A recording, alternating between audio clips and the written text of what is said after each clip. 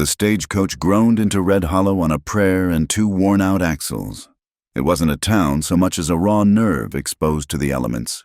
A single dusty street carved between a livery, a saloon that bled yellow light, and a handful of other raw lumber buildings that looked like they'd been hammered together in a fit of desperation. The dust, the color of rust and dried blood, coated everything: the horses, the driver, and the one passenger who sat rigid and silent on the hard bench. When the coach shuddered to its final stop, the driver, a man named Silas, whose face was a roadmap of hard miles and sour whiskey, spat a brown stream of tobacco juice into the dirt. He didn't look at his passenger. He hadn't, not really, for the last 100 miles. He looked at her the way a man looks at a piece of cargo he's responsible for delivering intact. Isabel Wynne descended from the coach. She did not wait for a hand, nor was one offered. The prompt mentioned she was tall, and it was true. She possessed a height that kept her from ever being overlooked, but it was her bearing that held the eye.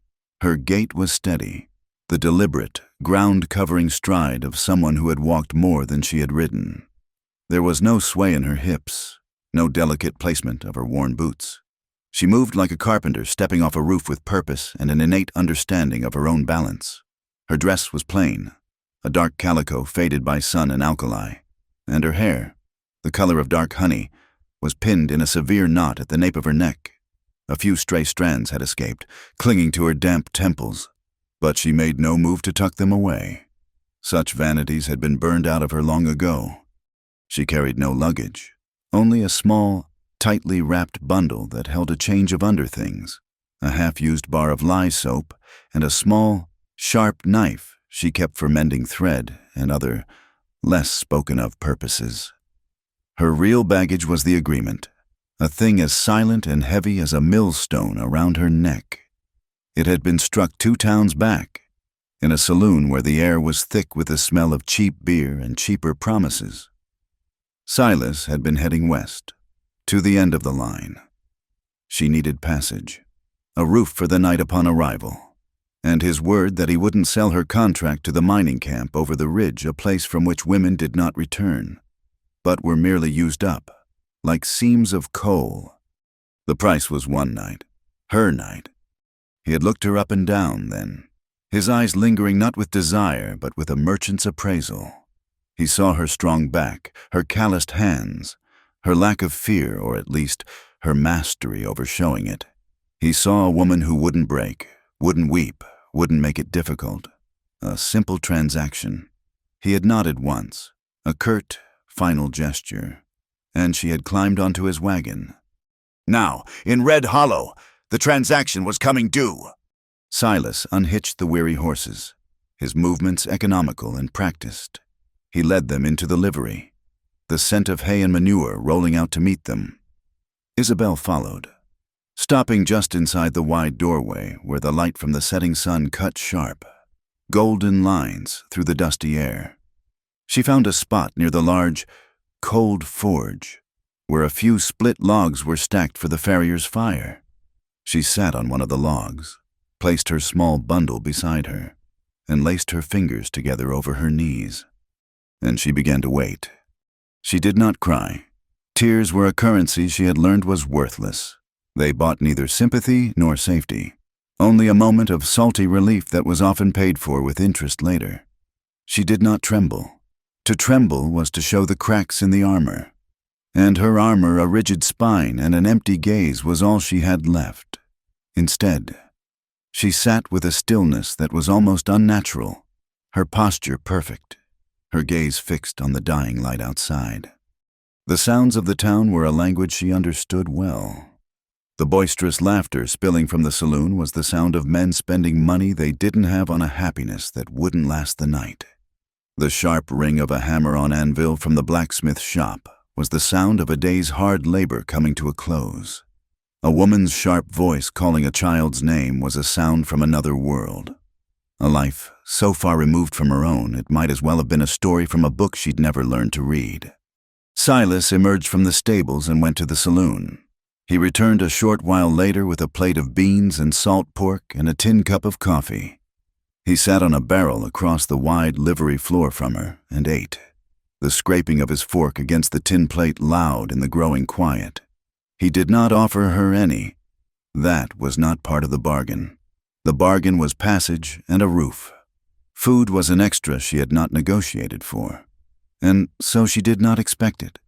Hunger was an old, familiar ache, a hollow space inside her that she had learned to ignore. When he was done, he built a small fire in the forge. Not for her, she knew, for himself. The desert air grew teeth as the sun bled away behind the mountains. The flames caught, licking at the dry wood, and threw dancing shadows against the rough-hewn walls. The livery filled with the clean, sharp scent of burning pine. Isabel watched the fire. She let the simple, honest warmth of it seep into her bones. She focused on the little details, the way a spark would leap and die in the darkness, the way the heart of the fire glowed like a living thing, the way the smoke curled up towards the hole in the roof. A silent, gray prayer to an empty sky. She did this to keep her mind from wandering down darker paths, from remembering other fires, other nights, other bargains that had been far costlier. She had learned that survival was a matter of managing the moments. You did not think about the week ahead, or even the next day. You thought only about the space between one breath and the next. You thought about the solid wood beneath you, the warmth on your skin, the quiet rhythm of your own heart. You broke time down into such small, manageable pieces that the overwhelming weight of the future could not crush you. A few men stumbled out of the saloon, their voices loud and slurred. They paused by the livery entrance, their eyes drawn to the firelight. They saw Silas, and then they saw her. Their gazes were heavy, stripping away the layers of her dress, her skin, her composure. It was a look she knew well, the look of men who saw a woman alone and saw not a person, but an opportunity, a question waiting to be answered with force. She did not flinch. She did not look away. She simply met their stares with her own blank, unreadable expression until, one by one, they grew uncomfortable under the weight of her stillness and shuffled on, their drunken laughter trailing behind them. Silas had not moved. He watched the exchange, his face impassive in the firelight. He was her protection for the night, in his own way. His claim, however temporary, was a wall against the claims of others. It was another bitter piece of the bargain. To be safe from the pack, she had to belong, for a short time, to one of its wolves. The sky was a deep, star-dusted indigo now. The town had fallen into a hush, broken only by the distant, lonely howl of a coyote and the soft nicker of a horse in its stall. The fire in the forge had burned down to a bed of glowing, breathing embers. It was time. Silas stood, stretching his stiff limbs. He looked at her, and for the first time that day, his eyes held something more than simple assessment. It was not kindness. It was not cruelty. It was a flat, simple statement of fact. He jerked his head toward a small room at the back of the livery, a place for storing tack and feed. This was it, the moment she had been holding at bay, breaking down into 1,000 survivable seconds. The inevitable. Isabel rose to her feet. Her legs were stiff, but she did not falter. She picked up her small bundle, her one possession in the world. She walked across the dirt floor, her steps as even and measured as they had been when she'd stepped off the coach. Her shadow, thrown long and dark by the glowing embers, walked before her. She did not look back at the fire. She walked toward the dark doorway, toward the smell of old leather and dust. And she did not cry, and she did not tremble. She just walked, a woman moving from one moment to the next, because it was the only thing left to do. The door to the back room was not a door so much as a slab of rough-sawn pine that scraped against the packed earth floor. It closed behind Isabel with a dull, final thud, cutting off the faint, orange glow of the embers from the forge. The darkness that replaced it was absolute, a thick, smothering blanket that smelled of sweat, old smoke, sour leather, and the dry, dusty scent of hay. For a moment, she was blind, adrift in a sea of smells that spoke of hard labor and animal proximity. This was not a room for a person. It was a place for things that were kept, not hosted. A match rasped against stone, and a flare of sulphurous yellow light bloomed in the corner. Silas stood by a small, three-legged stool, touching the flame to the wick of a greasy lantern. The light pushed the shadows back, revealing the space in all its stark reality. The walls were unfinished planks, the gaps between them wide enough to show slivers of the star-dusted night. A harness with tarnished brass fittings hung from a nail. In the corner, a pile of clean straw served as a bed, a single coarse gray blanket folded neatly on top. There was nothing else. No chair, no basin, no mirror. Nothing to acknowledge the humanity of anyone who might find themselves within its walls. Silas set the lantern down on the floor, where it cast their shadows up against the walls, making them loom like misshapen giants. He did not look at her. His gaze was fixed on the harness, on the wall, on the floor, anywhere but her face. He moved without haste, unbuckling his heavy belt and hanging it over the stool. His actions were methodical, impersonal. He was a man completing a chore, like mending a fence or shoeing a horse. There was no anger in his movements, but there was no tenderness either. There was nothing. And that nothingness was a specific kind of cold, a void that was more chilling than any rage. Isabel stood by the door, her own stillness a counterpoint to his quiet industry. She had learned long ago what to do in moments like this.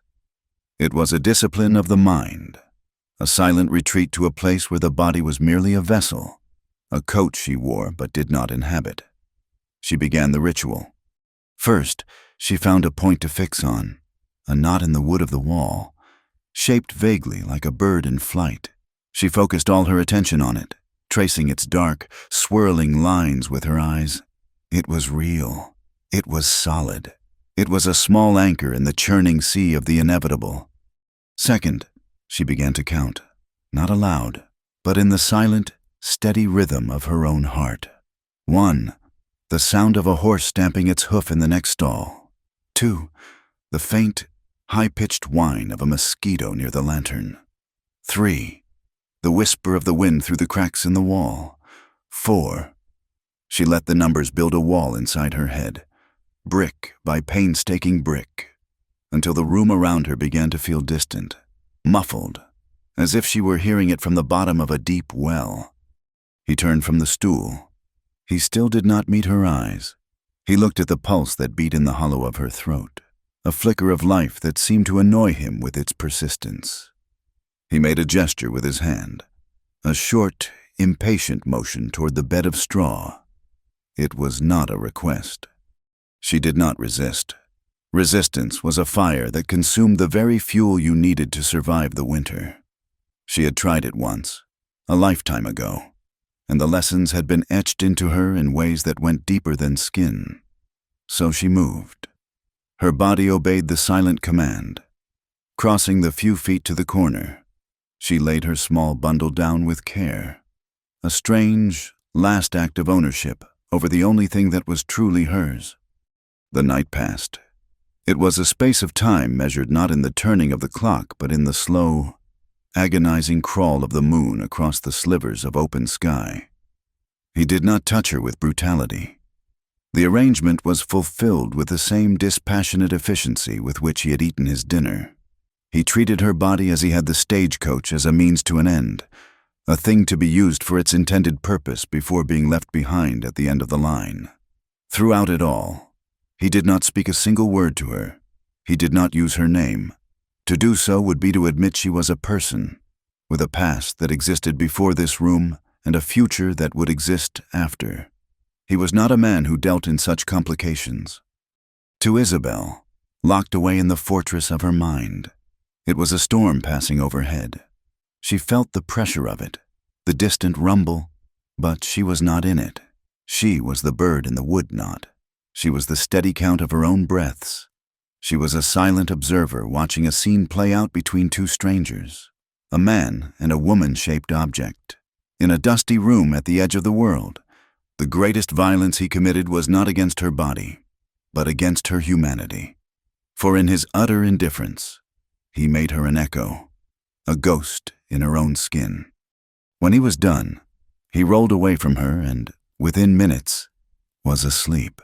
His snores were a low, guttural sound, the sound of an animal at rest, completely untroubled. Isabel did not sleep. She lay on her back on the prickling straw, staring up at the dark rafters. The blanket was rough against her skin, smelling faintly of horse and damp earth. She was acutely aware of everything.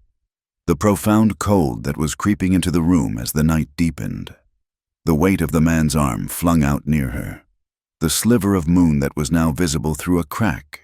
A sliver of bone-white hope, or just a sliver of bone, she wasn't sure which. She did not weep for what had happened. It was a price paid, a deal concluded. Weeping would change nothing. Instead, her mind, clear and cold as a winter morning, began to work. The debt was settled. The threat of the camp over the mountains was gone. She was in Red Hollow, the end of the line. From here, she could go north, or she could go south. She had no map, no compass, only a direction away from where she had been. North, she thought. There were ranches to the north, places where a strong back and a quiet mouth might be worth a meal and a place in a barn. She began to plan her journey, not in miles, but in meals. How long could she walk without food? How would she find water? Her thoughts were practical, sharp. The thoughts of a general planning a campaign across hostile territory. This, too, was survival. To let the mind work when the body could not. The first hint of dawn came not as light, but as a change in the quality of the darkness.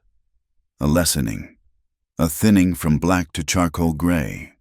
The birds began to stir, their first tentative chirps sounding impossibly loud in the stillness.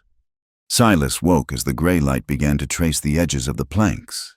He sat up, scrubbed a hand over his face, and stood without a word. He dressed with the same methodical pace as before, pulling on his boots, buckling his belt. He never once looked at her. It was as if the night had been a dream he had already forgotten. Isabel sat up as well, pulling the rough blanket around her shoulders. She watched him, her expression unreadable.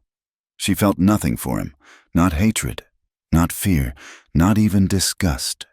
He was a force of nature she had had to endure, like a blizzard or a flash flood.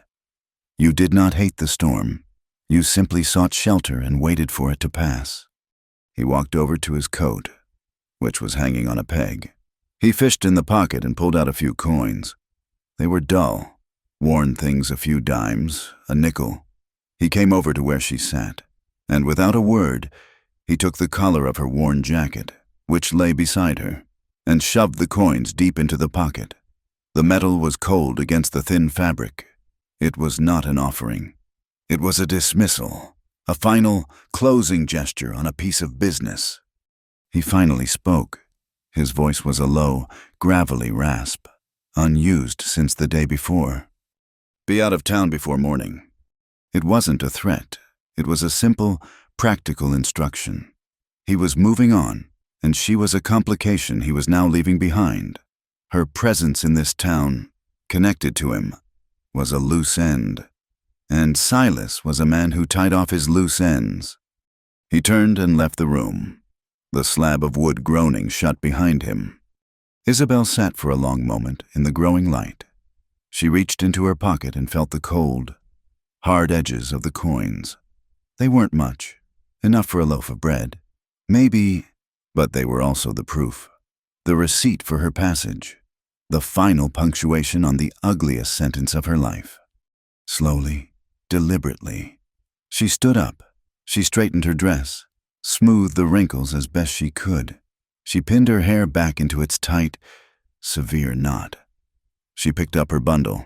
Then, with her back straight and her gaze fixed on the door, she walked out of the room, leaving the smell of sweat and straw and the ghost of the night behind her, stepping into the cold, clean air of the dawn. The air in Red Hollow before sunrise was thin and cold, sharp as a shard of glass in the lungs. It carried the scent of wood smoke from dying embers and the clean, vast emptiness of the high desert. Isabel Wynne stepped out from the livery, a ghost slipping into a sleeping world. The single street was a river of pale, undisturbed dust. The saloon was a dark, silent mouth. The entire town held its breath, waiting for the sun to command it to live again. She walked to the edge of the street, where the deep dust gave way to hard-packed, stony ground. Here, she stopped. To the east, Silas's stagecoach sat waiting, its shape a dark, hulking reminder of the bargain concluded. Soon he would hitch the horses and drive on, leaving her and the night they shared behind as if they were nothing more than a bad dream. He had told her to be gone, and she would obey. A woman like her, alone and without prospects, drew the wrong kind of attention. To be seen in the light of day was to invite questions and assumptions she had no desire to answer. She sat on a cold, flat rock, the chill of it seeping through her thin dress. With methodical movements, she unlaced her boots. They were her most valuable possession after the knife in her bundle. The leather was cracked and worn thin in the soles, the laces frayed, but they were the only things that stood between her and the brutal earth. Taking them off was an act of profound desperation, a sacrifice made to the god of survival. She tucked them carefully into her small bundle, tying the laces together to sling over her shoulder.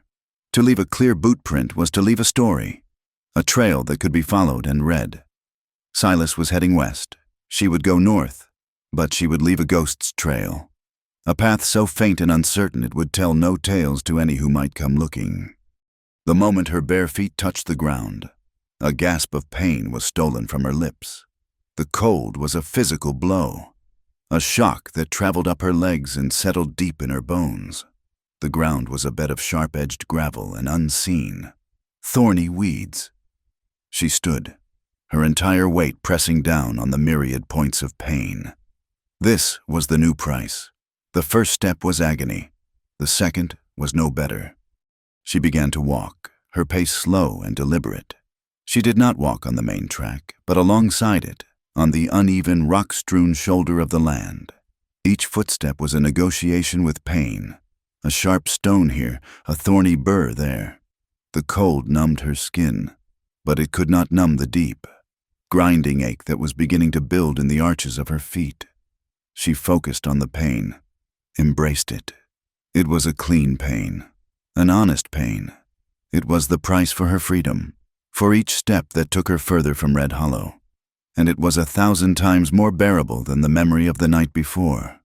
The physical agony was a cleansing fire, burning away the phantom feeling of the straw bed and the suffocating silence of the back room.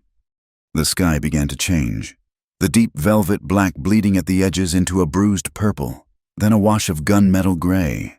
The stars faded one by one, like dying embers. The vast landscape began to reveal itself, a rolling sea of sagebrush and scrub oak, dotted with skeletal junipers. It was a harsh, unforgiving country that offered no comfort, no soft places to rest. It was beautiful in its own savage way. But its beauty was indifferent, ancient, and had no regard for the small, suffering creature crawling across its surface. She walked for what felt like an eternity. Her mind fell into a state of numb rhythm, synchronized with her painful steps. Asterisk, left foot, pain, right foot, pain. Breathe in, breathe out. The world shrank until it contained only the few feet of ground in front of her and the desperate need to place one foot after the other. She did not think of food or water. The hunger and thirst were dull. Familiar aches she had long since learned to wall up and ignore. The immediate, screaming protest of her feet was all that mattered. The sun finally broke over the distant line of mountains, not with a gentle warmth, but with a fierce, white light that scoured the land and offered no relief. It illuminated her solitary figure, casting a long, wavering shadow behind her. There was nowhere to hide. She was a single, dark speck in a vast, empty canvas. And then, her body, which had endured so much with such stoic compliance, began to betray her. It started with a tremor in her legs, a deep, cellular exhaustion that had nothing to do with her will. Her vision began to swim at the edges, the harsh landscape blurring into a watercolor wash of browns and grays. The ground seemed to tilt and sway beneath her. She knew the signs. She had pushed her body past its limits, and the debt was coming due. She stumbled, her ankle turning on a loose rock. She caught her balance, her heart hammering against her ribs. She took another step, then another. She had to keep moving. To stop was to die, but the command from her brain seemed to get lost on the long journey to her feet. Her left knee buckled without warning. There was no thought, no dramatic cry, just a clumsy, final folding of her body. She fell, not with a hard crash, but with a slow, boneless collapse, landing on the sharp gravel with a soft grunt of expelled air. She lay there, her cheek pressed against the cold, sharp stones. The world was a dizzying spin of blue sky and brown earth. The pain in her feet subsided into a dull, distant throbbing, replaced by a profound, overwhelming weariness. She felt as if every bone in her body had been filled with lead. Asterisk. Just a moment, she thought. I'll just rest for a moment. But she knew it was a lie. It was the same lie the freezing man tells himself when he lies down in the snow. It was the siren song of the end. She didn't know how long she lay there. Minutes or an hour. Time had lost its meaning. Then, a new sound filtered through the haze of her exhaustion. A steady, rhythmic sound. Asterisk thump, thump, thump. It was slow, deliberate, and it was getting closer. A shadow fell over her. She blinked, her eyes struggling to focus. The shadow was cast by a horse, a big roan with intelligent, watchful eyes. And on the horse sat a man. She could not see his face against the glare of the morning sun. Only his silhouette. He was broad-shouldered, still, and made no move to dismount. He simply sat there, observing her, a silent statue in the vast silence. Finally, he swung his leg over the saddle and dismounted in one fluid, economical motion. His boots made a soft crunch on the gravel. He was tall, dressed in durable canvas pants and a worn flannel shirt. He moved with the quiet confidence of a man who is completely at home in this empty land. He stopped a few feet away from her, his hands resting loosely at his sides. He didn't speak, he just looked. His eyes, she could see now, were a clear, startling blue, the color of a winter sky. They took in the whole scene, her exhausted form on the ground, the bundle with the boots tied to it, her bare, bruised, and bleeding feet. His expression was not one of pity, nor of curiosity, and certainly not of the predatory interest she was so used to. It was an expression of calm, quiet assessment, like a farmer judging the weather. He was simply gathering facts. He unhooked a canteen from his saddle, walked over, and crouched down beside her. He didn't touch her, but his presence was a solid, undeniable thing. "Water," he said. His voice was low and even, with a rough edge to it, like worn leather. He held the canteen to her lips, and she drank. The water was cool and tasted of metal and life. It was the most profound kindness she had been shown in years. She drank until he gently pulled it away. She tried to push herself up, a reflexive act of pride, but her arms trembled and gave way. He watched her struggle for a moment, his gaze unwavering. He seemed to be weighing something in his mind. Then he stood up, his decision made.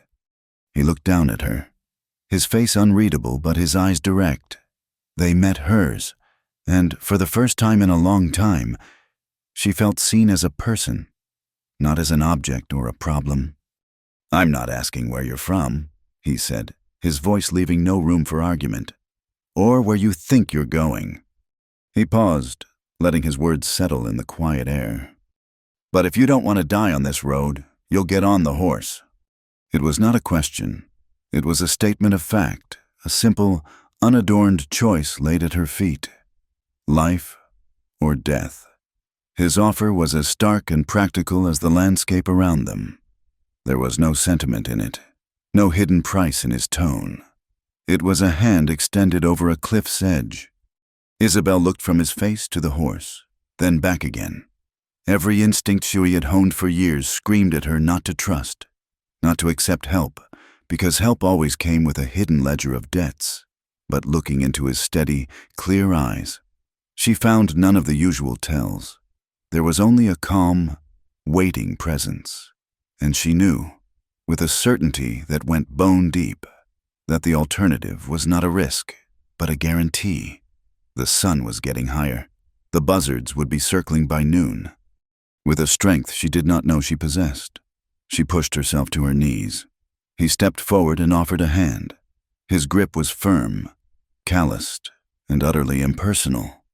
It was the grip of a man helping a foundered calf to its feet. He pulled her up, and she swayed, leaning against the solid warmth of the horse for support. He mounted the roan in one smooth movement, then reached his hand down to her again. "Come on." She placed her foot in the stirrup he offered and let him pull her up, settling her sideways in front of him on the saddle. She was weak, boneless, her head swimming. His arm came around her waist to steady her, a firm, secure presence that was purely functional. He clicked his tongue, and the horse turned, leaving the desolate road behind and striking out across the open scrubland, toward the north. Isabel leaned back against the solid wall of his chest, too exhausted to feel fear, or hope, or anything but the rhythmic sway of the horse and the steady beat of a stranger's heart against her back. The world returned to Isabel in fragments, the rhythmic sway of the horse beneath her, a gentle, rocking motion that was both soothing and disorienting, the solid warmth of the man's chest at her back, a wall that kept her from falling, the smell of sun on leather, of horse and sage, and a faint, clean scent of pine that seemed to come from the man himself. She was not fully conscious, but drifted in a gray, hazy space between waking and oblivion, a place where she was aware of sensation but blessedly free from thought. The horse's pace was steady, unhurried. It was a journey measured not in miles, but in the slow, westward arc of the sun. At some point, the terrain began to change. The ground softened, the endless thorny scrub giving way to fields of a tall, feathery grass that rippled in the breeze like a pale green sea.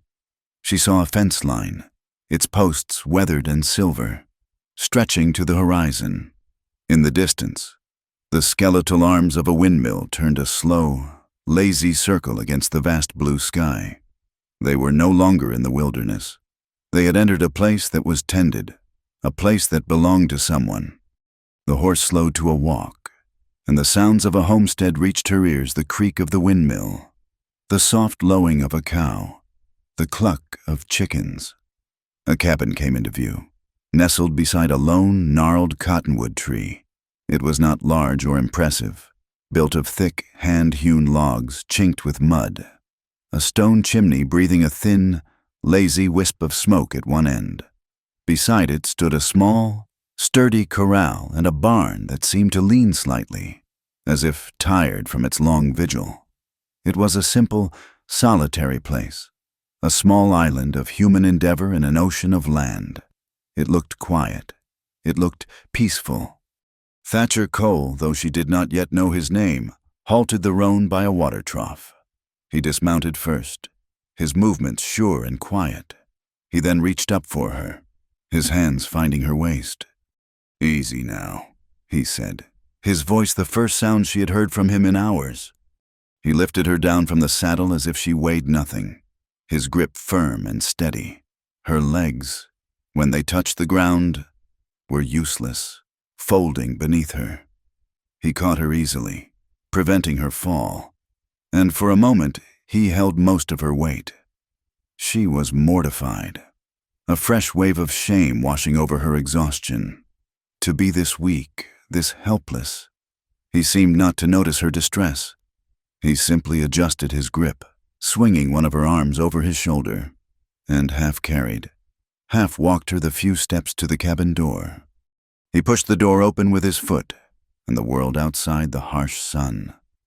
The endless sky was replaced by a cool, dim interior, The door closed, and the sound was not the final, damning thud she had heard in the livery, but a soft click, a sound of sanctuary. The cabin was one room, and it smelled of wood smoke, old coffee, and clean linen. It was sparse, but meticulously tidy. A wide bed, piled with thick wool blankets, was built into the far wall. A heavy wooden table, scrubbed nearly white, stood in the center with two straight-backed chairs. Shelves on the wall held a neat row of tin plates, a few jars of preserves, and sacks of flour and beans. A fire was banked in the stone hearth, its embers glowing a warm, welcoming orange. Everything was in its place.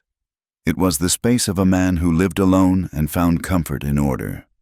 He led her to one of the chairs and gently lowered her into it. "Sit," he commanded softly. She sank into the chair, her body a dead weight, her head swimming. For the first time, she looked down at her feet. They were a ruin, swollen, bruised, and caked with a mixture of dirt and dried blood, with angry red cuts crisscrossing the soles. A wave of dizziness and nausea swept over her. Thatcher followed her gaze. He said nothing. He simply turned, stoked the fire in the hearth, and hung a kettle of water over it to warm. He moved with a quiet efficiency that was calming to watch. He did not fuss. He did not exclaim over her condition. He simply saw a problem and set about fixing it. He returned with a basin of warm water, a clean rag, and a small bar of soap. He knelt before her, placing the basin on the floor. Isabel recoiled instinctively, pulling her feet back. A man on his knees before her was a thing outside of her experience, a gesture so foreign it felt like a threat. "Still," he said, his voice calm but firm. He looked up, and his gaze was not on her face but on her feet. It was the impersonal, focused look of a farrier about to tend to a lame horse. He was not seeing a woman to be desired or pitied. He was seeing an injury that needed to be cleaned. Slowly, hesitantly, she allowed him to take one of her feet in his large, calloused hands. His touch was surprisingly gentle.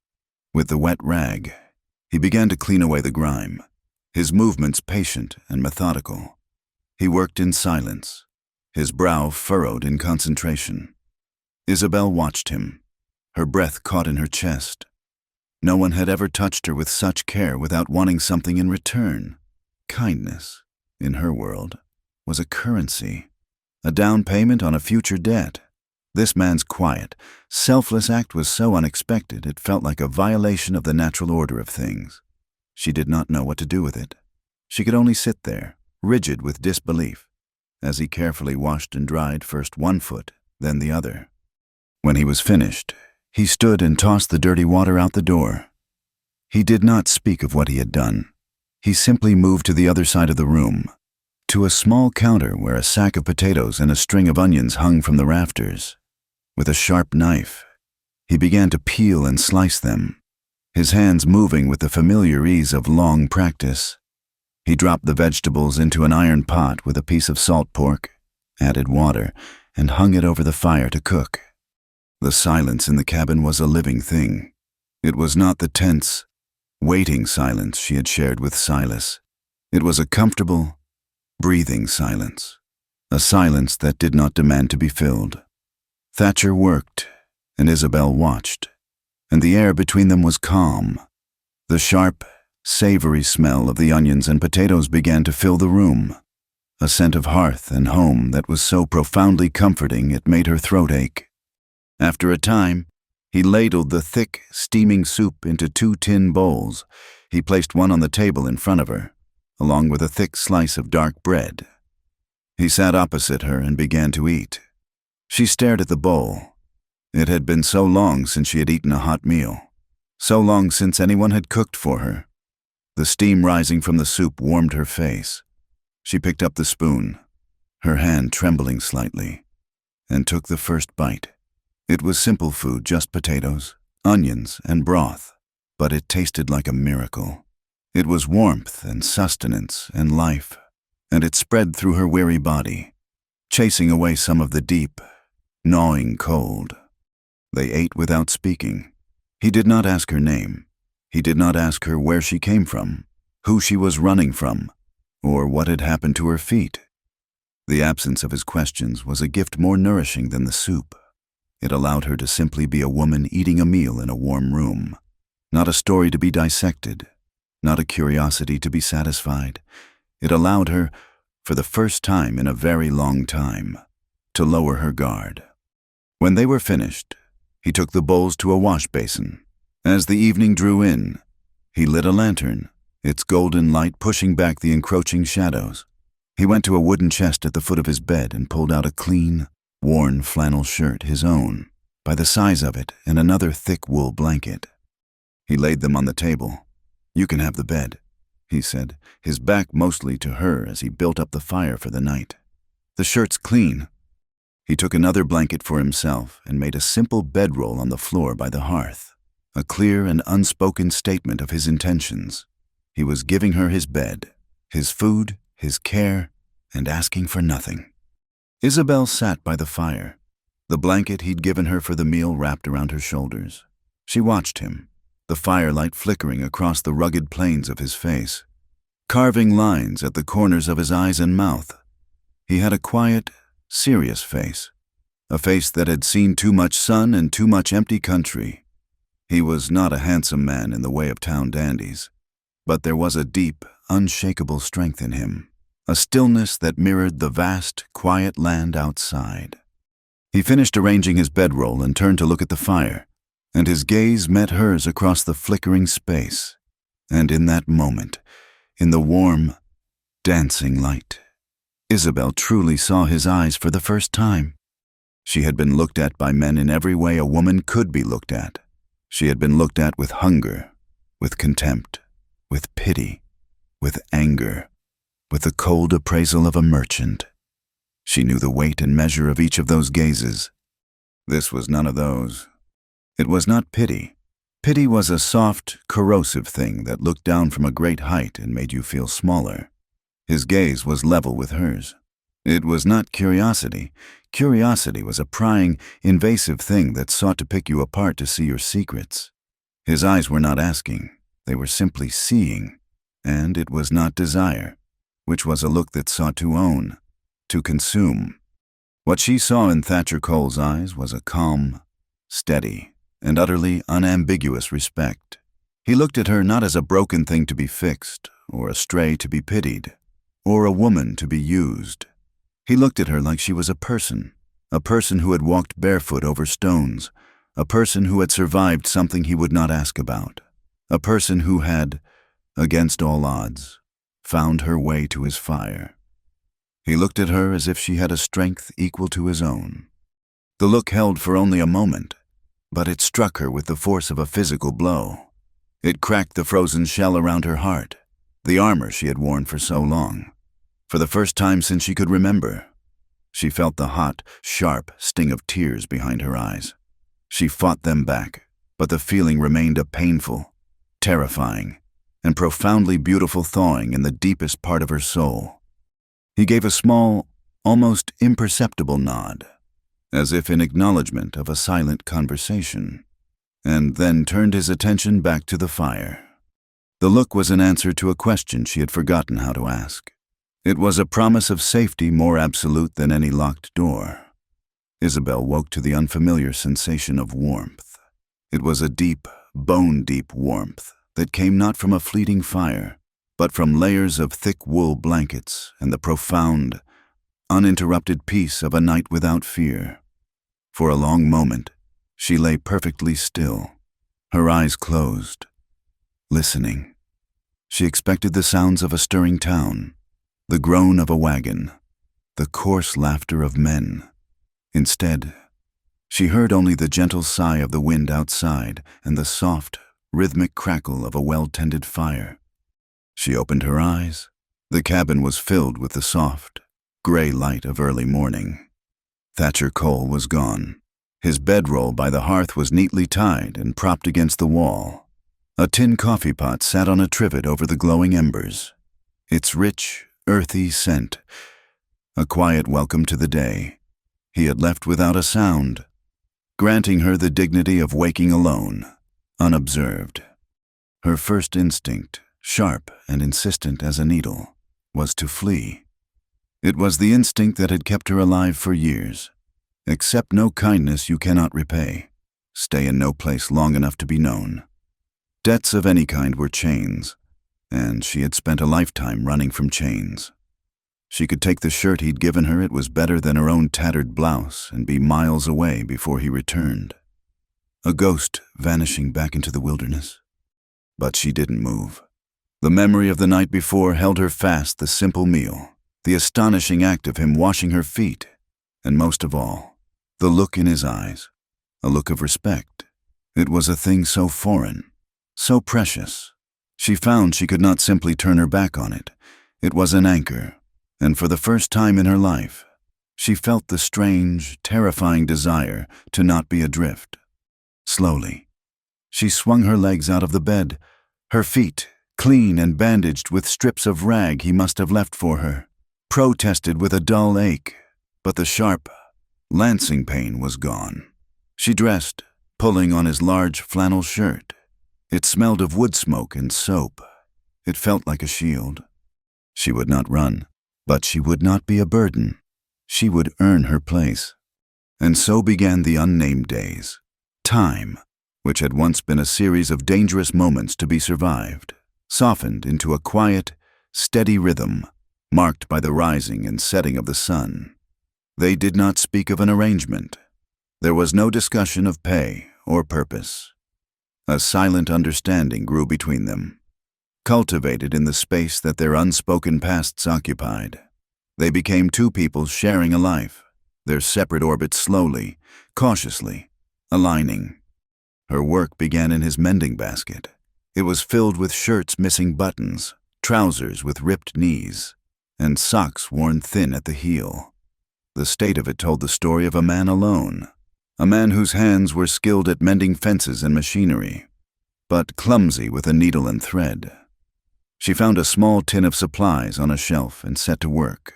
The simple, repetitive motion of the needle was a balm to her frayed nerves. Stitch by stitch, she brought order to the small chaos of his life.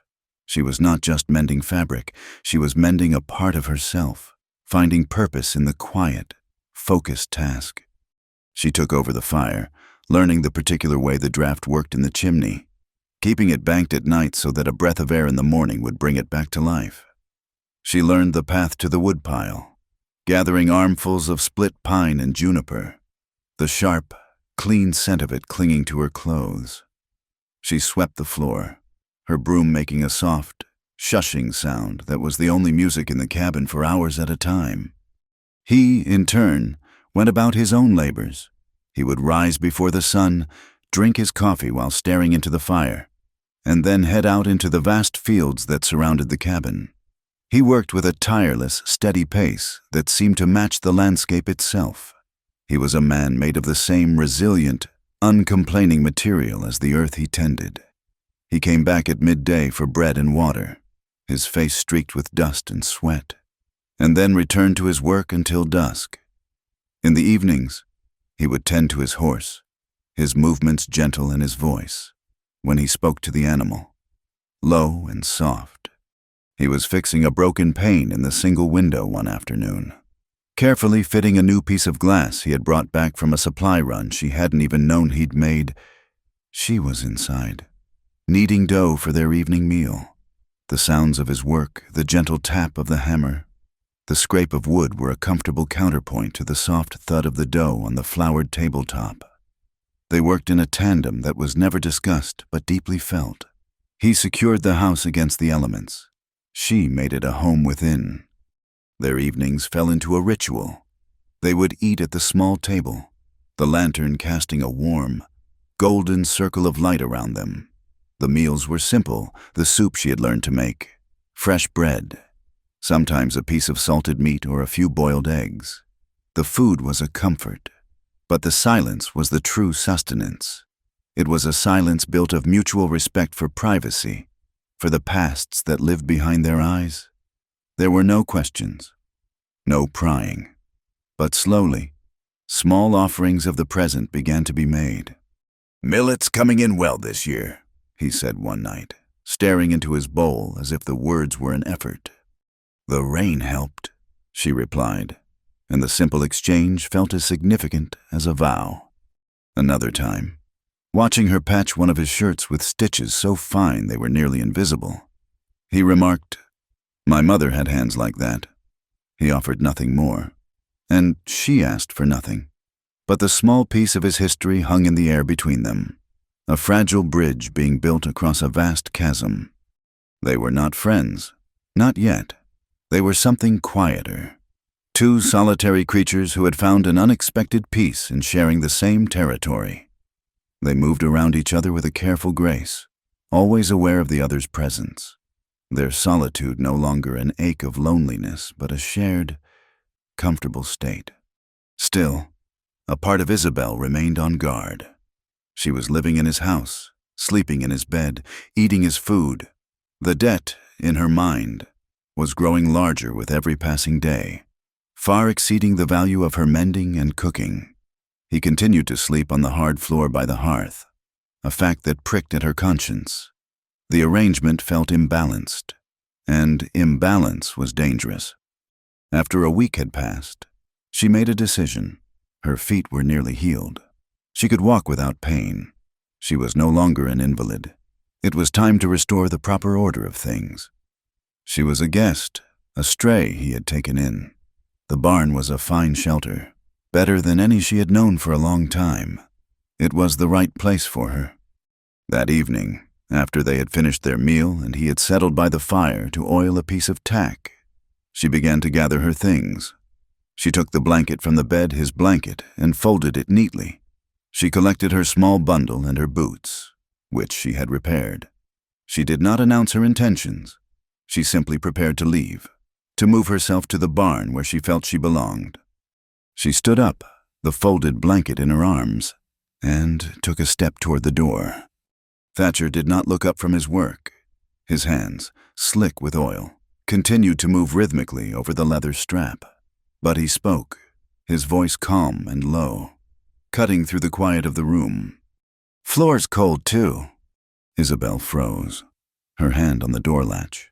The words were so unexpected, so simple. She turned to look at him.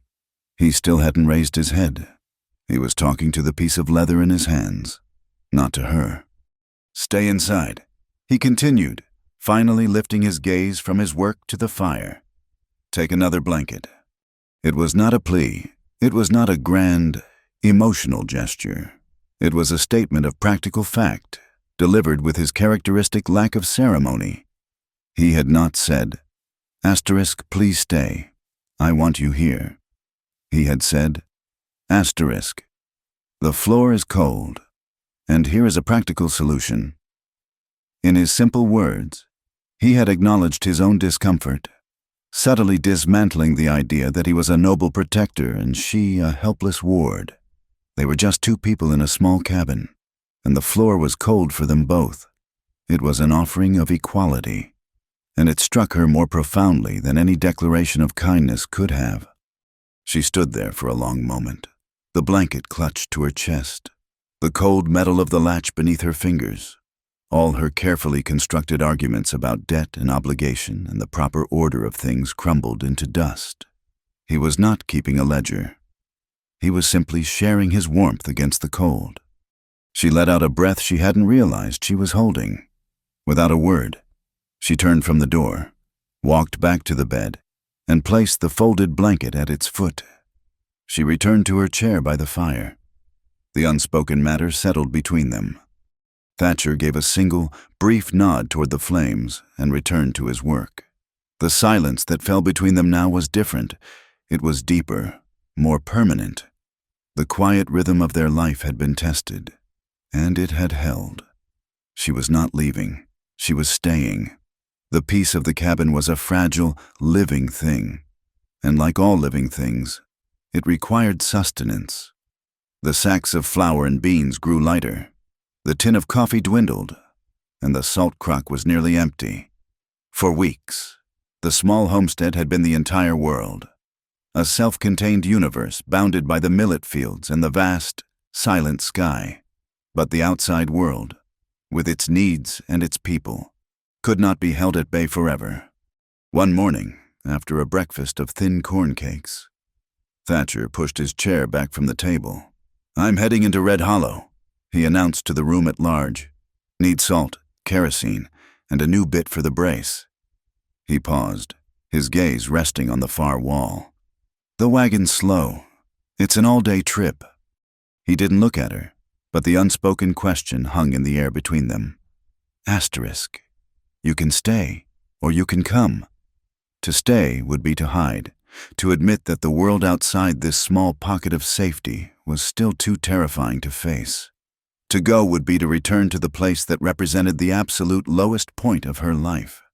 It would mean facing the ghosts of the livery, the memory of Silas, and the crushing weight of public scrutiny.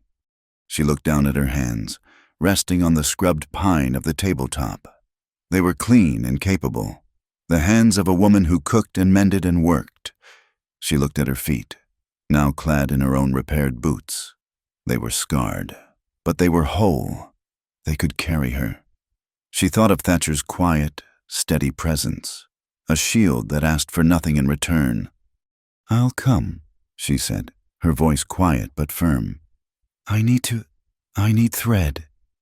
It was a small, flimsy excuse, but it was enough. He simply nodded, a single, accepting gesture, and went outside to hitch the wagon. The journey back to Red Hollow was the inverse of her desperate flight from it. She sat on the hard wooden seat of the buckboard beside Thatcher, the world rolling by at the steady, plodding pace of his 2 draft horses. The sun was warm on her face, and the air was clean. From this small height, the landscape that had seemed so menacing on foot looked vast and beautiful. She was no longer a hunted creature crawling through it, but a traveler passing by.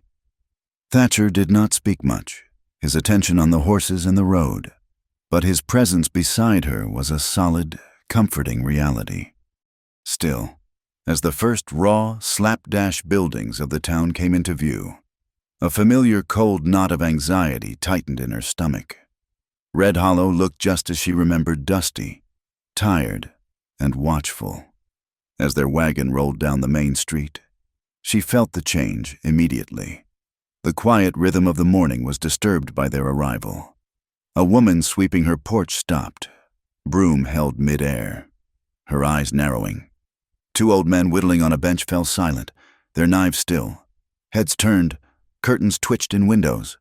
They were an anomaly. Thatcher Cole, the solitary rancher from the north, was not alone, and the woman with him was the same one who had arrived on the stagecoach weeks ago, a woman with no name and no luggage, who had vanished before the sun was fully up. The whispers followed them like a cloud of biting flies as they dismounted in front of the mercantile. Isabel could feel the stairs on her back, heavy and sharp as stones. She kept her eyes fixed on the ground, her shoulders hunched, instinctively trying to make herself smaller, to disappear. Thatcher seemed oblivious. He moved with his usual unhurried purpose, tying the horses to the hitching post. He walked beside her toward the store, his tall frame a natural barrier between her and the prying eyes of the town. His calm was a silent command for her to find her own. Inside, the mercantile smelled of pickles, leather goods, and chewing tobacco. The proprietor, a balding man named Abernathy with spectacles perched on his nose, greeted Thatcher with a familiar nod. "Cole, been a while?" he said, his eyes immediately flicking to Isabel, lingering for a moment too long before darting away. The question was there, plain as the dust motes dancing in the sunbeams slanting through the grimy window. As Thatcher began his list, salt, kerosene, the drill bit, Isabel moved toward the back of the store, feigning an interest in the bolts of calico fabric. She ran her hand over the rough material, her heart pounding a dull, heavy rhythm against her ribs. She could feel Abernathy's gaze on her, and she could hear the low murmur of 2 other women in the store, their voices dropping to a conspiratorial hiss. The words were indistinct, but the meaning was clear. Asterisk, Who is she? Where did she come from? What kind of woman is living out there with a man like that asterisk? She was a ghost, a story they were writing for themselves, and in their version, she was undoubtedly a fallen woman, a creature of ill repute.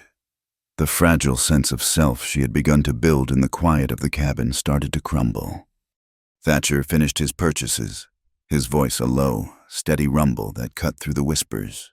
He paid his due, packed his supplies into a crate, and then turned to her. "Did you find your thread?" he asked, his voice even, betraying nothing.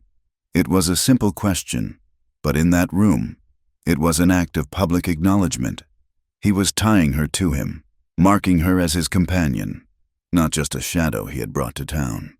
She found the thread, her hands fumbling slightly, and paid Mr. Abernathy with one of the few coins she had left, a small, necessary act of independence. As they stepped back out into the harsh sunlight, a smart, new buggy, its black paint gleaming, pulled up before the saloon. It was drawn by a handsome chestnut mare that was clearly a riding horse, not a work animal. A man and a woman were seated inside. The man was well-dressed, with a prosperous belly and a soft, satisfied look on his face. The woman holding the reins was beautiful, with dark, shining hair piled fashionably on her head, and a dress of vibrant blue that was wholly impractical for a town like Red Hollow. The woman's sharp, intelligent eyes scanned the street, and a bright, brittle smile lit her face when she saw Thatcher. "Thatcher Cole, as I live and breathe," she called out, her voice carrying across the dusty street with practiced ease. She pulled the buggy to a halt and handed the reins to her husband. "Imagine seeing you here." Thatcher stopped, the crate of supplies held in one hand. His body went still, and a subtle tension entered his frame. "June," he said. His voice was flat, a stone skipping across a frozen pond. This was his ex-wife, June Holloway, or June Thorne. Isabel supposed it was now. She moved with a liquid grace, stepping down from the buggy and smoothing her fine dress. She ignored Isabel completely, her entire being focused on Thatcher, playing to the audience she knew they had. "It's been an age," she said, her smile not quite reaching her eyes. "Marcus and I were just passing through. He's buying up some land to the south. You remember me speaking of Marcus, don't you?" "I remember," Thatcher said. He made no move to greet the man in the buggy, who was watching the exchange with a smug, proprietary air. "Of course you do," June said, her tone laced with a sweet, cloying poison. "You look well. Thatcher, the solitary life seems to agree with you, or perhaps not so solitary anymore." Her gaze finally fell upon Isabel. It was not a glance. It was an inspection. Her eyes traveled from Isabel's neatly repaired boots to the simple, faded dress she had painstakingly mended, to the severe knot of her hair. It was a look that stripped away all of Isabel's newfound dignity, cataloging her as plain, poor, and insignificant. Isabel felt a hot flush of shame rise to her cheeks. She wanted to shrink away, to become invisible. June's smile widened. She turned back to Thatcher, but her words were clearly meant for Isabel, and for the whole town, to hear. "I see you're still collecting strays, Thatcher," she said, her voice dripping with false sympathy. She took a step closer to him, lowering her voice to a more intimate, conspiratorial tone. "He has a soft heart for broken things," she confided to the air, loud enough for Isabel to hear every word. "For a while." Then, she looked directly at Thatcher, her pretty face hardening into something sharp and cruel. "You always were one to rescue strays, but you always get tired of them, don't you?" The word struck Isabel with the force of a physical slap. Asterisk stray, broken thing. June had given a name to all of Isabel's deepest, darkest fears about herself. She was not a companion. She was not a partner in a quiet life. She was a stray dog Thatcher had taken in out of pity, an object of charity he would discard once the novelty wore off. In that moment, she believed it.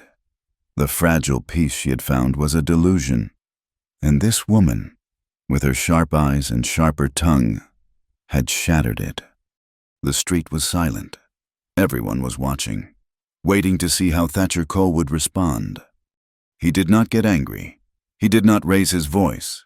He did not defend himself or Isabel from the venomous accusations. He simply looked at June, and the warmth and life Isabel had come to know in him vanished, replaced by an arctic cold. It was a look of finality, of a door being closed and bolted forever. He then turned away from June completely, as if she no longer existed. He looked at Isabel, and in his eyes, she saw not the pity June had spoken of, but a flicker of something fierce and protective. "Isabel," he said, his voice calm and steady, a rock in the churning sea of her shame. "We have what we came for." He made no other move, but his meaning was clear. He shifted the crate to his other arm and waited for her. It was her move to make. She could stay there, frozen by June's words, or she could walk with him. She raised her chin, met June's triumphant, hateful stare for a fraction of a second, and then walked to the wagon. Thatcher followed and loaded the crate. He untied the horses without a backward glance at the woman in the street. As he climbed up onto the driver's seat beside Isabel, June called out one last time, her voice shrill with frustration at having lost her audience. "Don't say I didn't warn you." Thatcher paid her no mind. He clicked his tongue to the horses, and the wagon lurched forward, leaving June Holloway and the whispering town of Red Hollow behind them. The ride back to the homestead was steeped in a new kind of silence. It was not the comfortable, easy silence of the past weeks. It was a heavy, fraught silence, thick with the poison of June's words. "Stray, broken thing.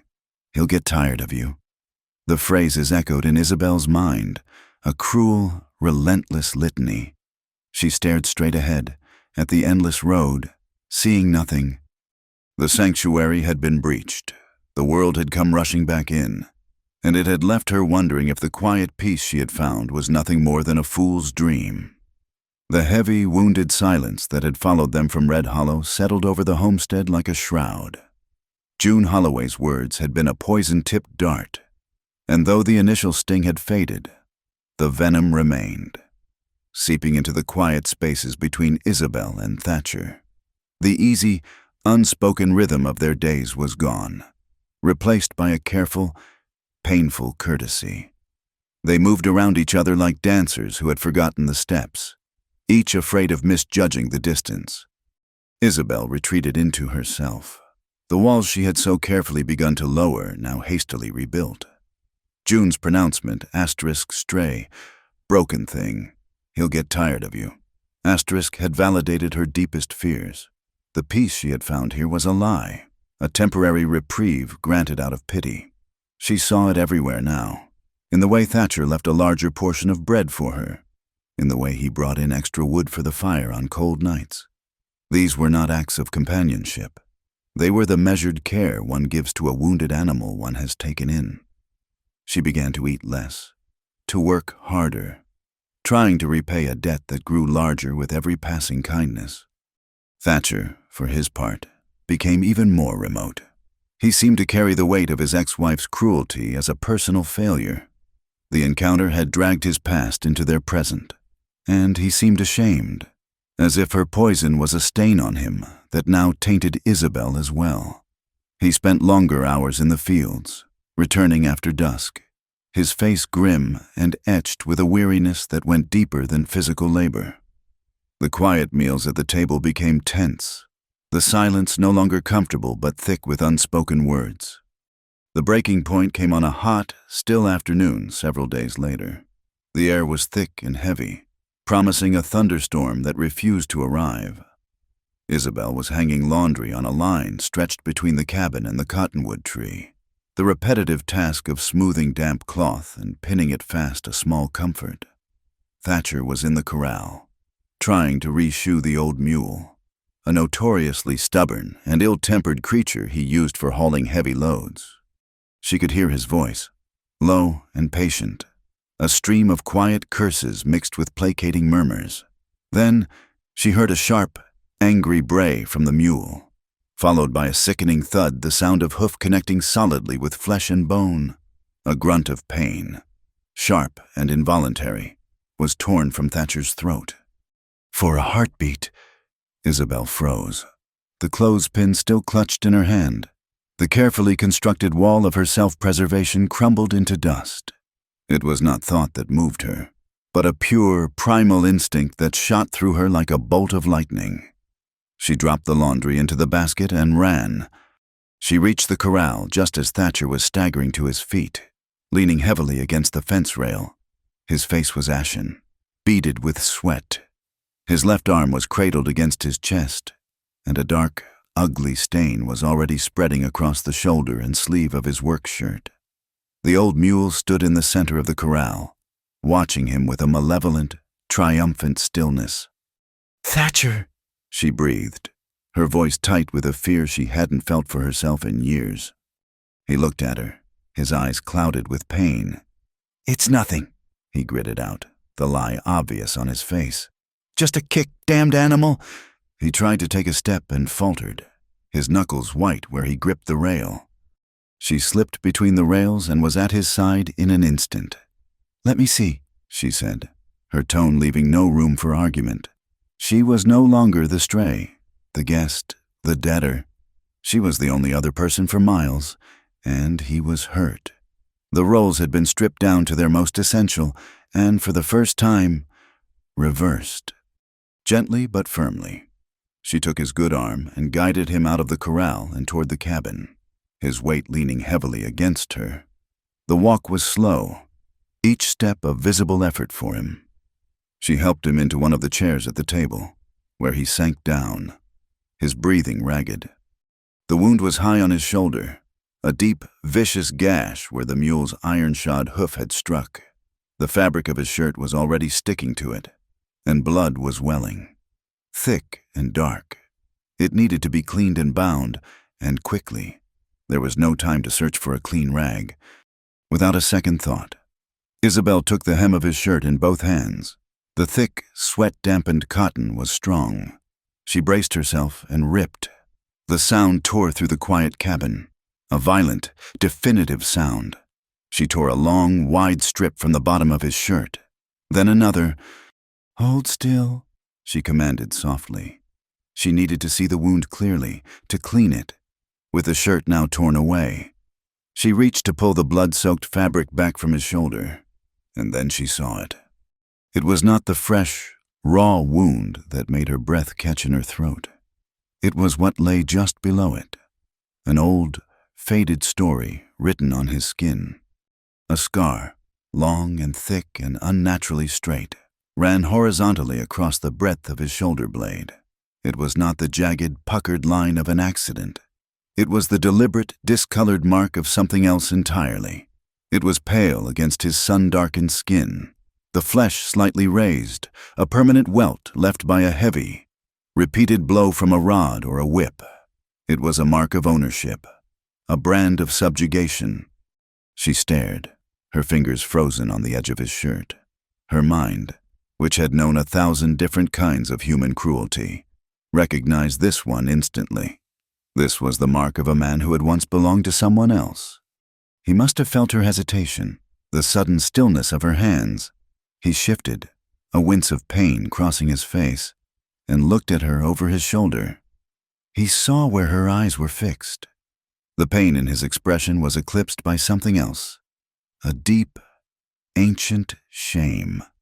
The tough, self-reliant exterior he presented to the world peeled back for an instant, revealing a vulnerability that mirrored her own. The air in the room grew thick, charged with the weight of 2 lifetimes of unspoken pain. June's cruel words echoed in her mind, *a soft heart for broken things, *. She had been wrong. He was not a rescuer of broken things. He was one of them. His voice, when he spoke, was a low, rough whisper, filled with the dust of a long-buried memory. "I was sold, too." The words struck Isabel with the force of revelation. They were the key that unlocked everything, The answer to the question of his quiet kindness, his refusal to pry, his profound respect. My father, he continued, his gaze fixed on the far wall, on a past she could not see. He had debts, a mining company out in the territories. He signed the papers when I was 15, 10 years of labor for them to clear his slate. He let out a harsh, dry breath that was almost a laugh. They worked us like mules and treated us worse. That mark, it was a reminder, for the ones who thought about running. Asterisk 15, asterisk. The same age she had been when her own life had been irrevocably stolen from her. The nature of their bondage was different, but the core of it, the raw, brutal theft of a life. The reduction of a human being to a piece of property was exactly the same. They had both been sold. They were survivors of the same unspoken war. For the first time, they spoke of it, not in long, detailed stories, but in the clipped, fragmented language of trauma. "My mother died," she heard herself say, the words tasting like rust in her mouth. "My stepfather, he said I had to earn my keep." It was more than she had ever told anyone. He nodded slowly, a deep understanding passing between them that needed no further explanation. He knew what it meant to have your life's value calculated on a ledger. He knew the feeling of being utterly powerless, of having your body and your future belong to someone else. The dam of their shared silence had broken. In its place was a fragile, aching, and profoundly intimate connection. She was no longer a stray he had pitied. He was not a saint who had rescued her. They were two people, scarred in different ways by the same cruel world, who had found a temporary harbor in each other. Her hands, when she returned to his wound, were steady. The shame and anxiety were gone, washed away by a flood of fierce, protective empathy. She cleaned the gash with water from the kettle, her touch gentle but sure. He bore the sting without a sound, his eyes closed. She bound the wound tightly with the strips of his own shirt, her knots firm and secure. That night, the atmosphere in the cabin was transformed. The air was still and quiet, but it was a living stillness, humming with a new, unspoken awareness. After their meal, he sat by the fire, his bandaged shoulder stiff, and she sat in her usual chair, mending the shirt she had torn. The silence was no longer a barrier, but a vessel holding their shared understanding. When it was time to sleep, she folded her mending and stood, her routine ingrained. She walked to the bed to retrieve the extra blanket she now used. Intending to make her place on the floor, she turned, blanket in hand, and found him watching her. He had not moved from his chair. He just sat there, the firelight casting a warm glow on one side of his face, leaving the other in shadow. His gaze was steady, intense, and held a universe of unspoken things. It was not a look of demand or expectation. It was a question. It was an offering. It was a quiet acknowledgement that everything between them had changed. He did not move toward her. He did not speak. He simply waited, giving her the space, the power, the choice.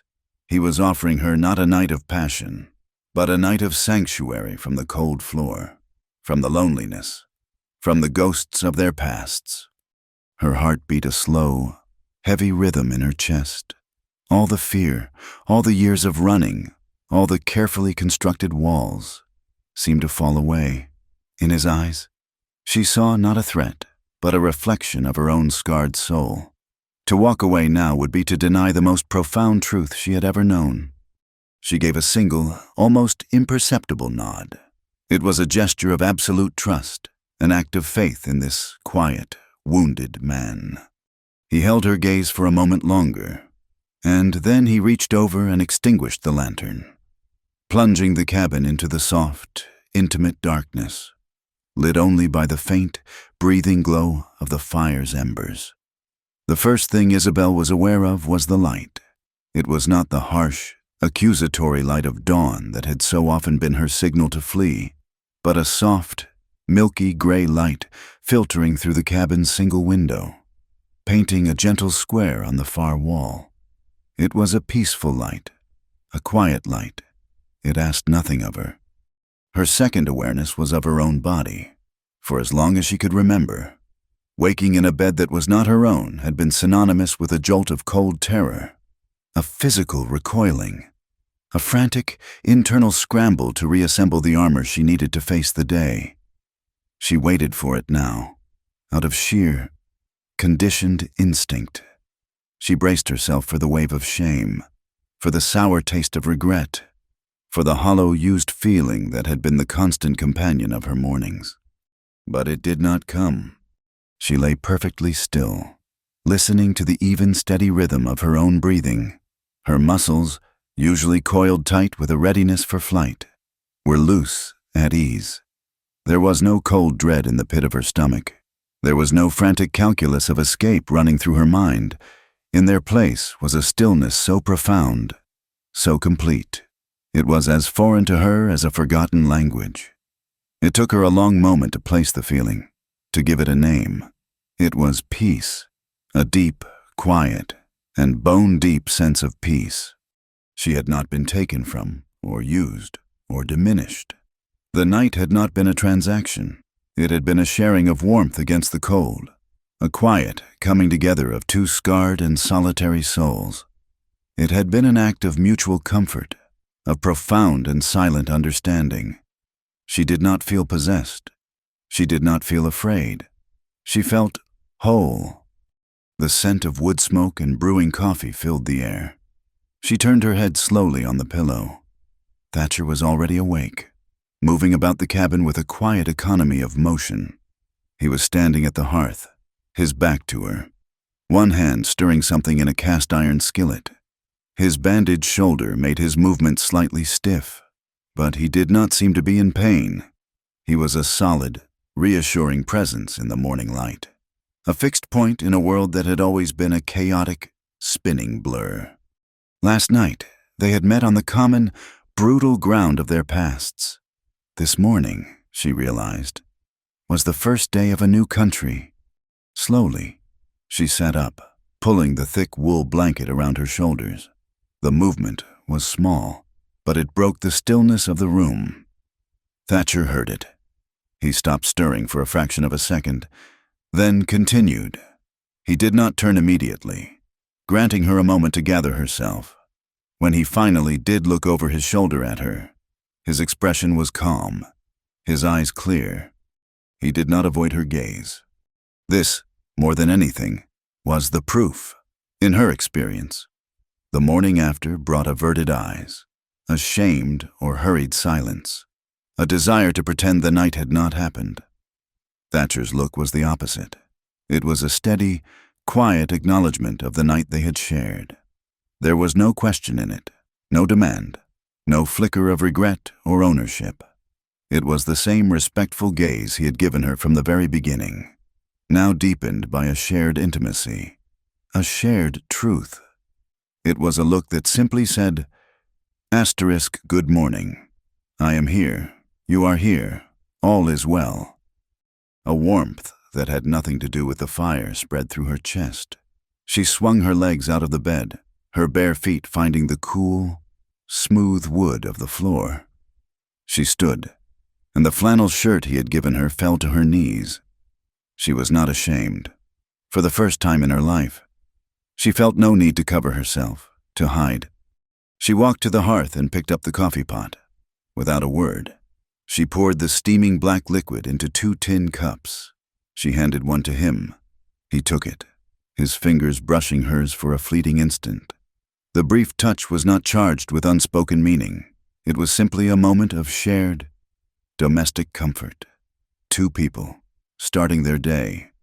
"Sit," he said, his voice a low rumble. "It's almost ready." She sat at the table, cradling the warm cup in her hands, and watched him. He moved with a familiar grace, dishing out fried salt pork and corn cakes onto 2 plates. He brought them to the table and sat opposite her, just as he had every other morning. The routine was the same, but the very fabric of the air between them had been rewoven. The silence was no longer a space to be carefully navigated. It was a shared comfort, a soft blanket that enfolded them both. They ate. The only sounds the scrape of forks on tin and the crackle of the fire. She found herself noticing the small details of him, the way his brow furrowed slightly when he was thinking. The network of fine lines at the corners of his eyes from years of squinting into the sun. The strength in his hands even when they were at rest.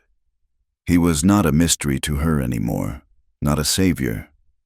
He was a man who bore his own scars, a man who had shown her a kindness so profound it had altered the very landscape of her soul.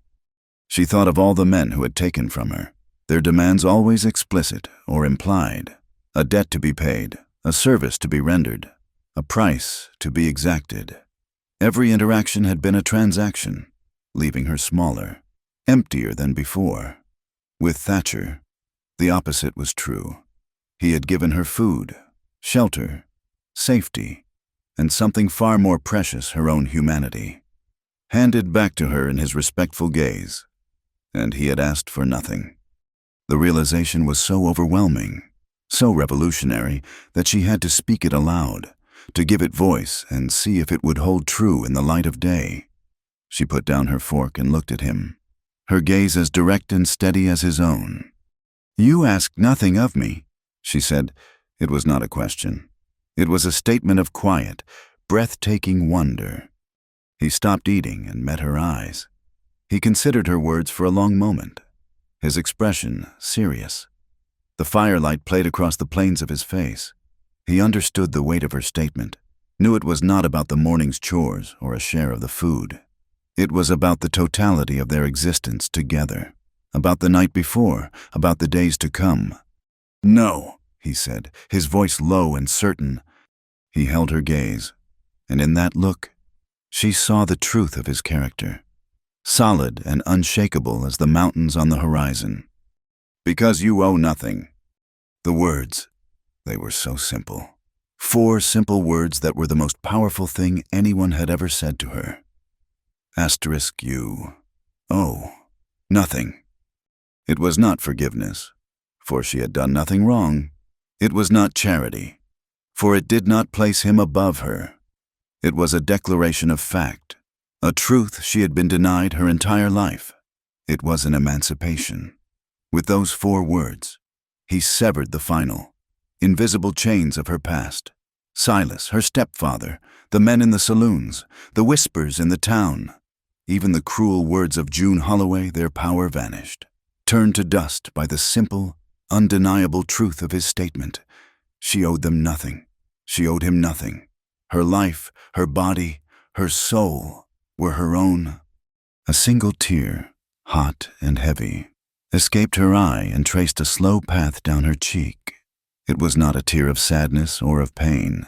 It was a tear of release, a cleansing drop of water on a parched and barren land. She did not wipe it away.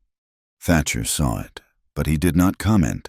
He simply gave a small, almost imperceptible nod, as if to say, "I know." They finished their meal in that new, transformed silence. When they were done, she stood and gathered the plates, taking them to the wash basin. It was not the act of a debtor, or a servant, or a stray earning her keep.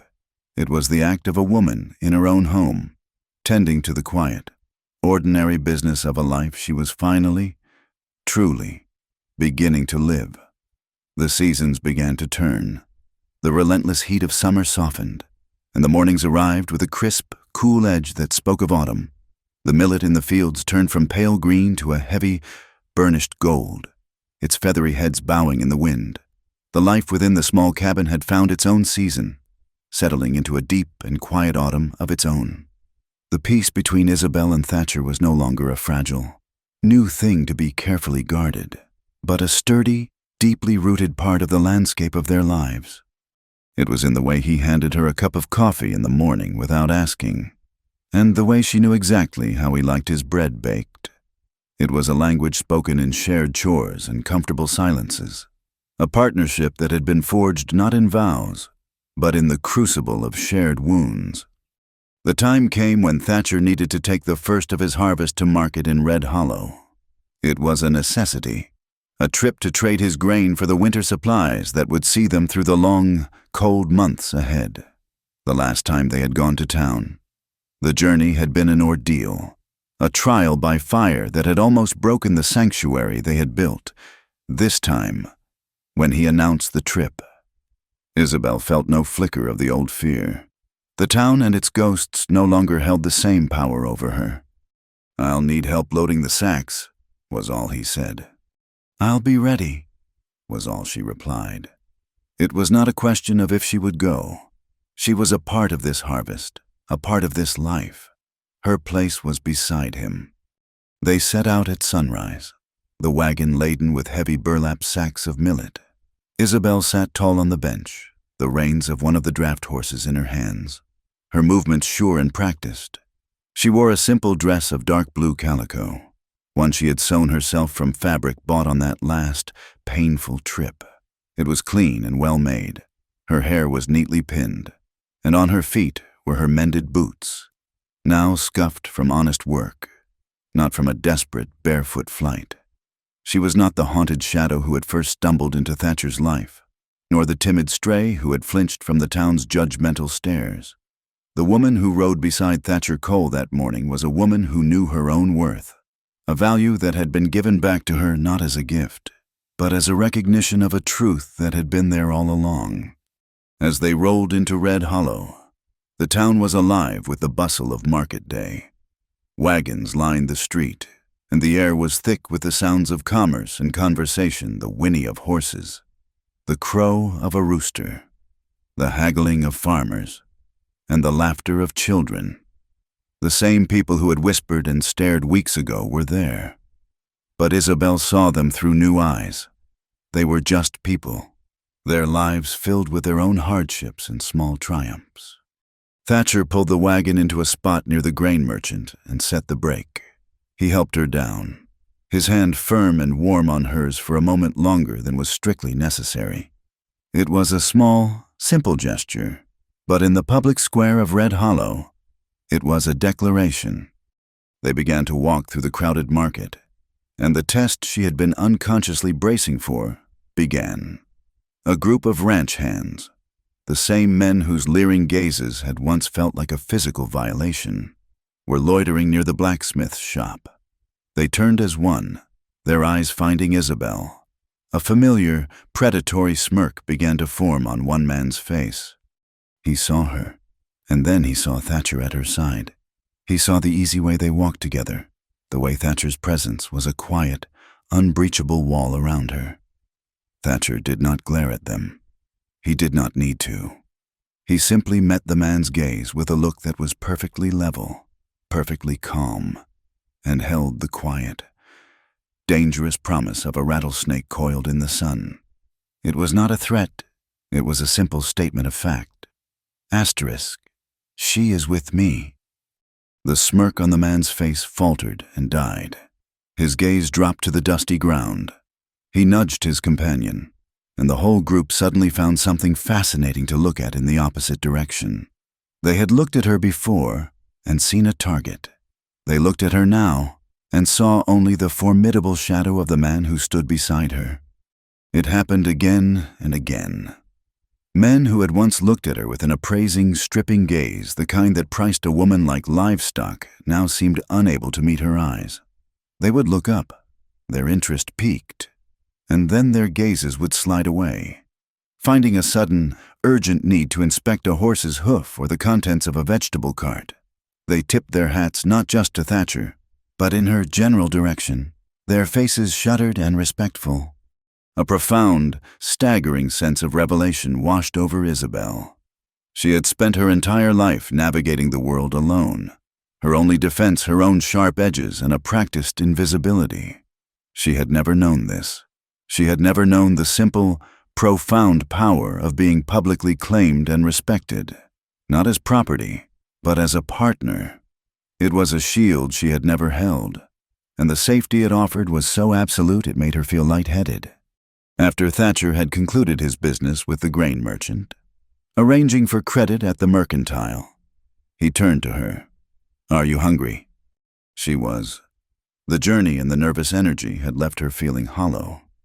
He guided her through the crowd, his hand resting lightly on the small of her back, a simple, proprietary gesture that was both a comfort and a statement. He led her to a stall at the far end of the market where a woman with a face like a kindly, wrinkled apple was selling meat pies from a small charcoal brazier. The woman's name was Martha, and her eyes, the color of faded denim, seemed to hold the entire history of the town. She greeted Thatcher with a warm, familiar smile. "Thatcher Cole, good to see you. The millet do well for you this year." "Well enough. Martha," he said, his voice holding a warmth Isabel rarely heard. "Two of your best." Martha's knowing eyes shifted to Isabel. She looked at her not with the prying curiosity of the other townspeople, but with a gentle, open appraisal that seemed to see straight through to the bone. She saw the new dress and the mended boots, but she also saw the new light in Isabel's eyes, the absence of the hunted look that had been her second skin. As Thatcher counted out the coins, Martha wrapped the hot pies in a piece of clean cloth. She handed the bundle to Isabel, her rough, warm fingers brushing against Isabel's. She leaned in, as if to share a secret, her voice a low, conspiratorial whisper meant only for her.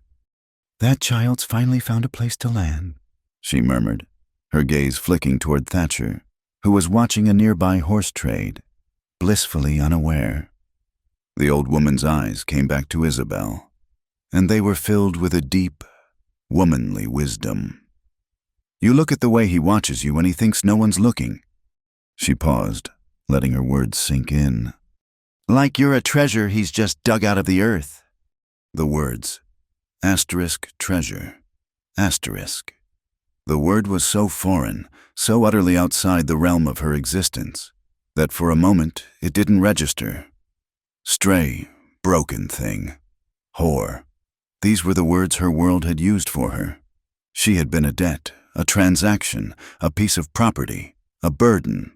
She had never, in her wildest, most secret dreams, imagined she could be a treasure.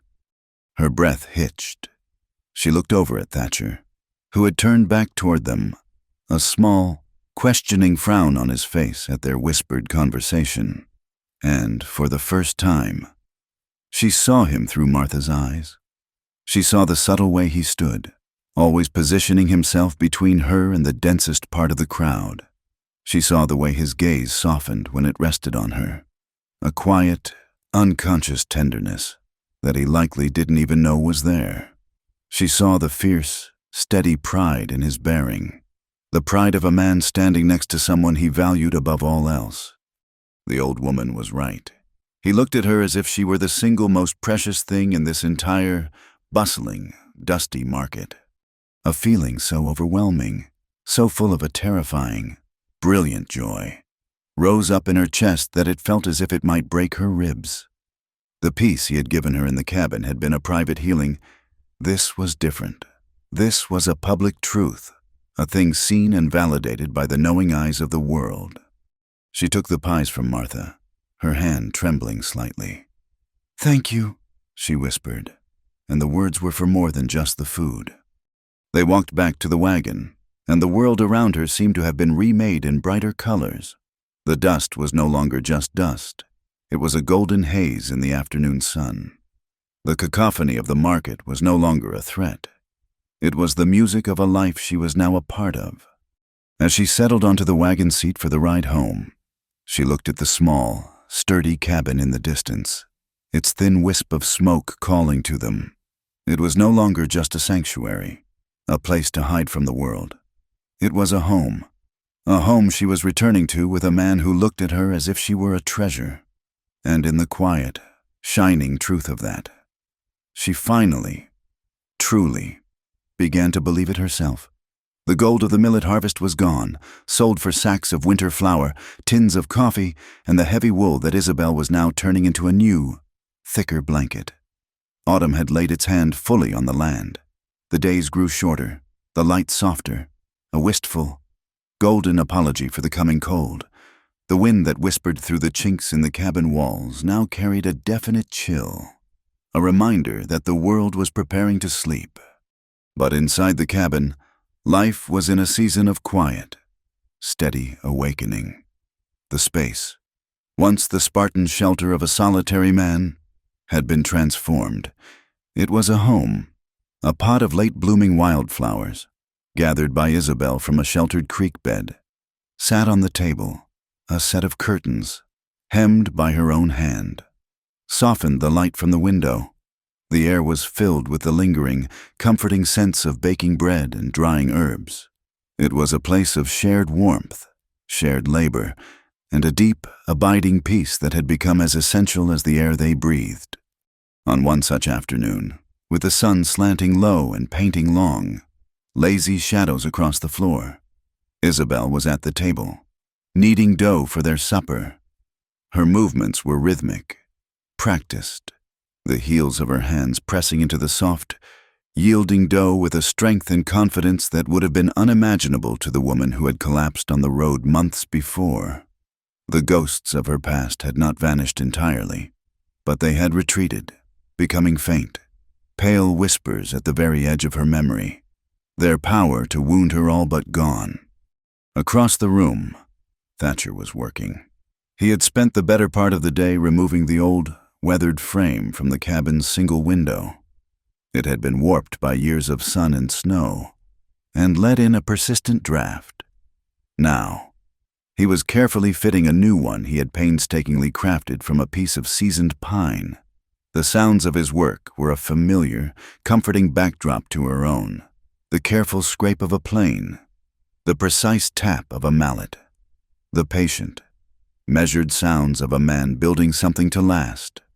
He was not just fixing a window, he was securing their world. With every tap of his hammer, he was driving back the cold, sealing the small, warm space they had made together against the encroaching winter, against the vast, indifferent wilderness outside. Isabel watched his hands as she worked, saw the focused intent in the line of his shoulders, the quiet concentration on his face. He was not a man of easy words or grand pronouncements. He was a man who spoke in deeds, his love a language of mended fences, a well-tended fire, and a new, solid frame for their window on the world. He finished fitting the frame, stepping back to admire his work. The new wood was pale and clean against the dark, seasoned logs of the wall. He ran his hand over the smooth surface, a small, satisfied nod his only comment.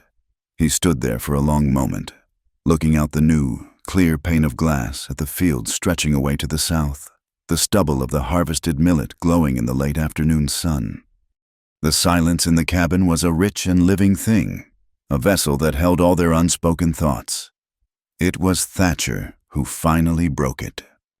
"I'm thinking of planting millet on the south section, too," he said, his voice calm and thoughtful. He was still looking out the window, his words seemingly addressed to the landscape itself.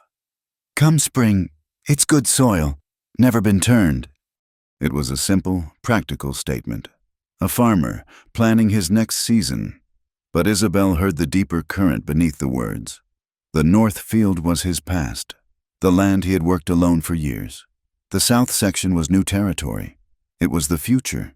He was not just talking about planting grain. He was talking about expansion, about a life that was growing, putting down deeper roots. She stopped kneading, her hands resting in the soft pillow of the dough.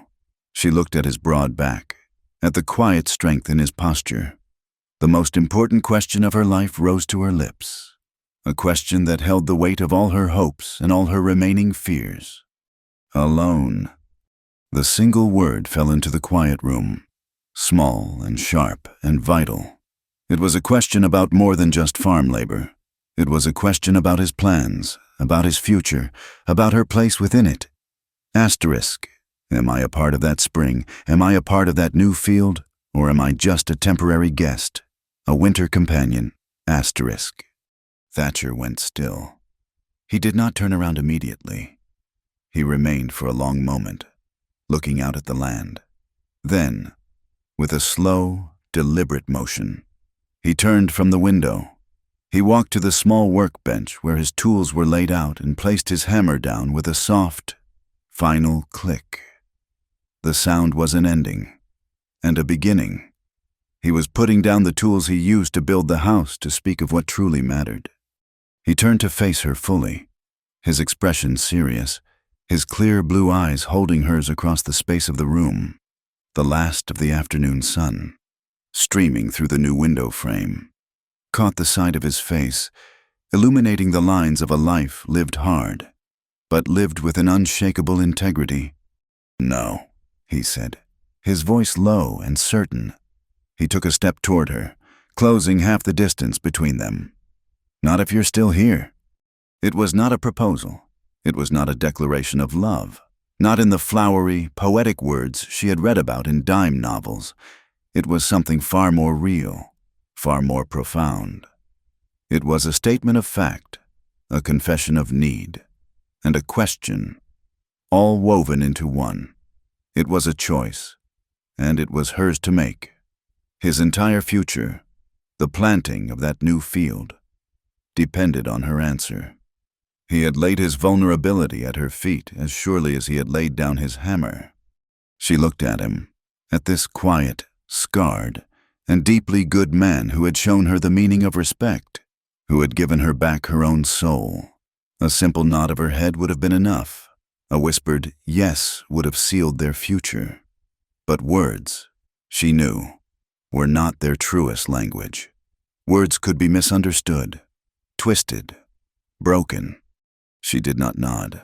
Slowly, deliberately, she wiped the flour from her hands onto her apron. She walked around the table, closing the final few feet of distance between them until she stood directly before him. She could feel the warmth radiating from his body, could smell the clean, honest scent of sawdust and pine on his clothes. She raised her hand, not in a gesture of embrace, but in a gesture of profound, solemn affirmation. She laid her palm flat against the center of his chest, against the rough, warm fabric of his flannel shirt. And there it was. Beneath the layers of cloth, solid and strong and utterly steady, was the beating of his heart. It was the first sound she had truly heard in his presence, that day on the horse when she was drifting in and out of consciousness. It was the rhythm that had underpinned every quiet meal, every shared silence, every day of their new life. It was a beat of unwavering strength, of absolute reliability, of a goodness she had never believed could exist in the world, let alone be offered to her. She closed her eyes. All the chaos, all the fear, all the running that had defined her existence fell away, silenced by that simple, powerful rhythm. This was the only truth she would ever need. This was the only vow that mattered. Here, under her hand, was the steady, undeniable pulse of her home. Beneath the fabric was the only heartbeat she could still trust. Thank you so much for listening to our story. We'd love to know where you're tuning in from, so please leave a comment below and tell us where you're listening. It's always wonderful to see how far these stories travel and to share our thoughts together.